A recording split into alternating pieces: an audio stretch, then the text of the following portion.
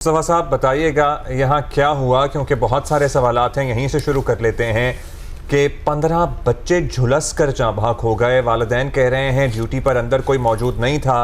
आप बता सकेंगे कि अस्पताल इंतज़ामिया ने आपको इब्तदाई तौर पर क्या बताया कि एग्जैक्टली किस वक्त क्या हुआ जो इतना बड़ा सानेहा हो गया? जी, ये 6:45 पे जो एक तो पता हो कि ये एक इंतहाई निगहदाश्त का यूनिट है, ये इंक्यूबेटर्स में जहाँ पर बच्चे होते हैं और जहाँ पर ये ऑक्सीजन पे होते हैं बच्चे सारे। तो ये नॉर्मल, ये नर्सरी कहते हैं इसको, और आईसीयू है बच्चों का एक तरह से आप कह लें। वहाँ पे नॉर्मल बच्चे नहीं, वहाँ पे इसी मशीनों पे और ऑक्सीजन पे बच्चे थे सारे। और उस वार्ड की एसी में ब्लास्ट हुआ है 6:45 इंटरनल ब्लास्ट हुआ है। उस ब्लास्ट के साथ उसमें जो वो आग लगी है, तो चूंकि ये ऑक्सीजन यहाँ पर इतना मौजूद है बच्चों के लिए और एक ऑक्सीजन वाले वार्ड है, उस ऑक्सीजन में सब में आग लगी और वो आग नॉर्मल से बहुत ज्यादा तेजी से लगी आग। और ये जो डॉक्टर्स और पैरामेडिक नर्स जो थी, वो जैसी वो बाहर भागी हैं मदद के लिए कि उसको बुलाएं, और इसी साथ इस ब्लास्ट के साथ ही लाइट भी चली गई यहाँ बताते। तो वो आग इतनी सडन थी कि सारा जो ऑक्सीजन का सारा निजाम, तो उसमें फौरन विद इन फ्यू सेकंड जो उसमें आग ने पकड़ लिया, और इस वजह से वो आग जो है वो एक्सपोनेंशियल बनी, और वो फिर ये अनफॉर्चुनेट ये वाली बात सारी हो गई, ये सानिया हो गया ये वाला। और उसमें हमारे पास 14 बच्चों की शहादत की आ रही है अब तक की कंफर्मेशन।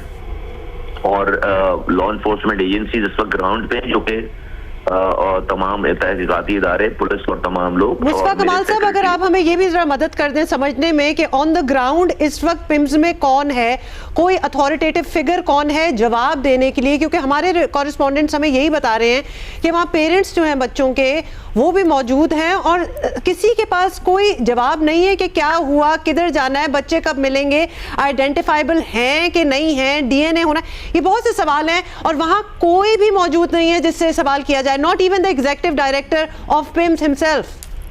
नहीं, एग्जीक्यूटिव डायरेक्टर पिम्स से जो है वो मेरी मुसलसल मेरी बात हो रही है, ग्राउंड पे मौजूद है। जो सेक्रेटरी है हेल्थ का, सेक्रेटरी असलम गौरी, वो पूरी हेल्थ की मिनिस्ट्री की सेक्रेटरी, वो ग्राउंड पे मौजूद है। मेरे डीजी हेल्थ हैं डॉक्टर जहीम, वो ग्राउंड पे मौजूद है। मेरा ज्वाइंट सेक्रेटरी है वो ग्राउंड पे मौजूद, और पिम्स का अमला ग्राउंड पे मौजूद है। वालदैन यकीनन ये जिनके बच्चों की शहादतें हुई हैं परेशान है, अमला भी जो है वो वहां पर पूरा मुसलसल लगा हुआ है।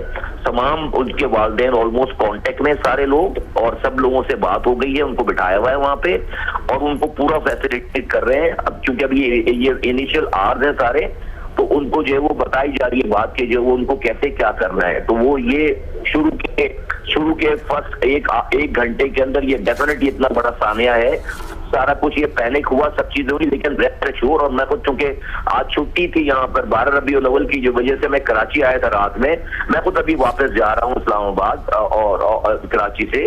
और मेरे सेक्रेटरी और ये जितने लोग मैंने आपको बताए जो सेक्रेटरी हेल्थ है, वो सब वहाँ मौजूद है, 3D पिम्स वहाँ मौजूद है और उनका अमला वहाँ मौजूद है ग्राउंड। अच्छा, जो आप मुसलसल राब्ते में हैं, उन्होंने आपको क्या बताया? मुस्तफा साहब, आपके जहन में भी सवाल आ रहे होंगे और आपने होपफुली उनसे पूछे भी होंगे कि अगर इमरजेंसी में बच्चों को उठाना कोई चाहे तो मतलब अगर 2-4 लोग हों तो 2-2, 3-3 बच्चे भी एक साथ उठाए जा सकते हैं।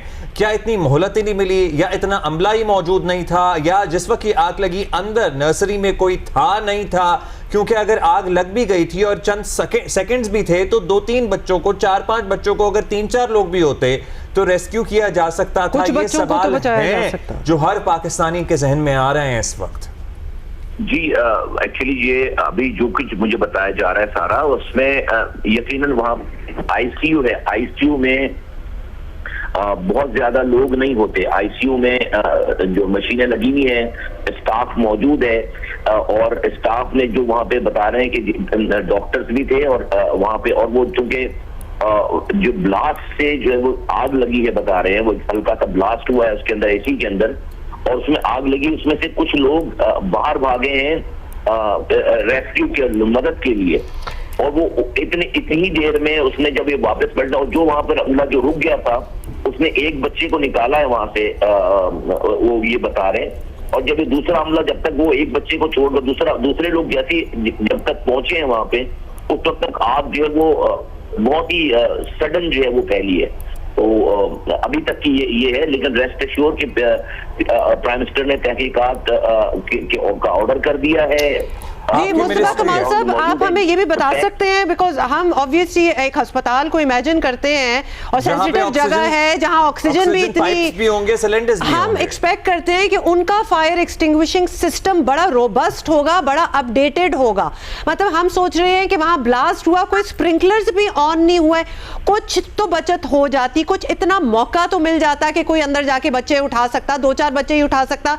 हम आपसे ये जानना चाहते हैं कि फायर एक्सटिंग्विशिंग सिस्टम पिम्स का कैसा है, अपडेटेड है? जी फायर एक्सटिंग्विश सिस्टम जो है वो डेफिनेटली जो है वो पिम्स अस्पताल 1985 का बना हुआ है, 4 लाख लोगों के लिए बना था। आज इस्लामाबाद की आबादी 50 लाख है, इसके अंदर आधा खैबर पख्तूनख्वा आता है, पूरे आजाद जम्मू कश्मीर से लोग आते हैं, गिलगित बल्तिस्तान से लोग आते हैं। तो ये जो आप पिम्स अस्पताल अपनी कैपेसिटी से बहुत ज्यादा लोगों को जो है वो अकोमोडेट करता है। नंबर 1, फायर एक्सटिंग्विशर उस वक्त काम कर रहा था, यकीनन उसमें जो है वो सरकारी अस्पताल है, उस सरकारी अस्पताल में उस जैसी सारी चीजें मयसर नहीं हुई कि जो कि नॉर्मल एक बहुत ही आला किस्म के अस्पताल में मयसर होती हैं। लेकिन अभी आपकी जो सवालात हैं सारी चीजों का जो है वो जवाब मेरे पास आ जाएगा, क्योंकि तहकीकात सारी कमाल साहब आप खुद ही कह रहे हैं कि कैपेसिटी से कितना ज्यादा ये लोड बर्दाश्त कर रहा है, तो आप तो हेल्थ मिनिस्टर हैं, आपने इसकी कैपेसिटी बढ़ाने के लिए कोई प्लान बनाया था अपनी टर्म में कि हाँ जी अगर मैं बन गया हूँ, ये जिम्मेदारी मुझे मिली है तो मैं ये काम कर जाऊं कि इसी को एक्सपैंड कर जाऊं या इसको बेहतर कर जाऊं? ये वाला टाइम है मुझे अपनी कारकर्दगी बताने का, या मैं नहीं, आप ये बताइए, आप खुद कह रहे हैं कि अस्पताल नहीं हैंडल कर सकता, स्प्रिंकलर्स भी नहीं थे। ये जरा मुझे 1.5-2 घंटे के बाद मुझे करने में अपनी कारकर्दगी बताता हूँ आपको पूरे अस्पताल में मैंने क्या किया, ठीक है? मुझे 1.5-2 घंटे के बाद कर ले, तो मुझे अभी मैं ये पहले ये इमरजेंसी करूं, उसके बाद मैं आपको अपनी कारकर्दगी। अच्छा, फिर आप हमारे साथ ही रहिएगा, एक वालिदा की एक गुजारिश है वो आप भी सुन लें और फिर पूरा पाकिस्तान भी सुन लेगा। के साथ चाहिए, हमें यकीन होना चाहिए कि हमारा बच्चा जल के मरा है। किसी वालिदैन को इन्होंने बच्चे नहीं दे रहे। अभी डॉक्टर ने कहा कि डब्बे में बच्चे लेके गए और उस SHO नदीम ने बोला है, हम में से किसी ने बच्चे के टुकड़े भी नहीं देखे। हम लोग किसी बात पे यकीन नहीं करते। हमने ना बच्चे की डेड बॉडी देखी है, ना बच्चों के टुकड़े देखे, ना कुछ सूरत हाल का पता है कि बच्चे किधर गए। उस नर्सरी का एक बच्चा भी नहीं आया सामने। सारा का सारा स्टाफ एक साथ, पूरा कॉरिडोर, इवन नर्सिंग स्टेशन में भी नर्स भी कोई नहीं थी, सारा का सारा हमला। वार्ड है, एक गायनी की डॉक्टर नहीं थी, एक नर्स नहीं था, एक NICU का डॉक्टर नहीं था, सवाई आया नहीं थी। 2 आदमी जो अपने अपने बच्चों के लिए भाग रहे थे या हम लोग जब भाग रहे थे, उसके अलावा एक बंदा वहां नहीं था। एक साथ कैसे गए? घंटे बाद ये डॉक्टर रिमशा और 2 डॉक्टर NICU के, तीनों डॉक्टर ये लोग नीचे से भागते हुए आ रहे थे। ये जवाब दे कि ये NICU लॉक करके क्यों गए? मैं NICU में खुद भाग के गई हूँ। NICU हमने कहा हम अपना बच्चा जलता जैसा भी हो निकाले, वो NICU लॉक था, क्यों लॉक था? मुझे इस बात का जवाब दे। सारा स्टाफ एक साथ क्यों किया? ये इन लोगों ने जानबूझ के किया, या बच्चे गायब किए हैं, या जलाए हैं, ये जानबूझ के किए हैं। दरवाजे क्यों लॉक हुए? डॉक्टर किधर थे? एक डॉक्टर का एक बाल नहीं जला, सिर्फ बच्चे जलने थे। मैं नहीं मानती डॉक्टरों के गायब होने पर ये आग क्यों लगती है? और डॉक्टरों को किसी एक पूरे हॉस्पिटल को उठा के लाओ, एक डॉक्टर, एक नर्स, एक स्टाफ, एक इनके ये बेलफोर्ड वाले, किसी एक को एक खरोच भी आई है, बच्चे जल गए। आपका अपना बच्चा? मेरा बेटा 3 दिन से था, कैसे कह सकते हैं कि जल गए बच्चे? एक बंदा और नहीं जला। मुस्तफा कमाल साहब, आप ना बताएं अपनी कारकर्दगी, लेकिन ये जो वालिदैन मुबैना तौर पर कह रहे हैं कि लॉक था, कोई अमला नहीं था, ICU था, आप इनको तो ज़ाहिर अथॉरिटीज़ हैं, आप लोग जवाब दें हैं, इन्होंने अपने लफ्ते जिगर, इनके बच्चे खोए हैं, हम अपने ऊपर रख के इमेजिन कर सकते हैं कि बच्चा पैदा हो और बच्चा जल के मर जाए? तो आपका क्या ख्याल है कि जो हमें इसका जो है वो इदराक नहीं होगा, या हमें इस ताने का इसके सारे चीजों में हम जो है वो मुलविस होंगे या हम जो है वो बच्चों को जला रहे होंगे?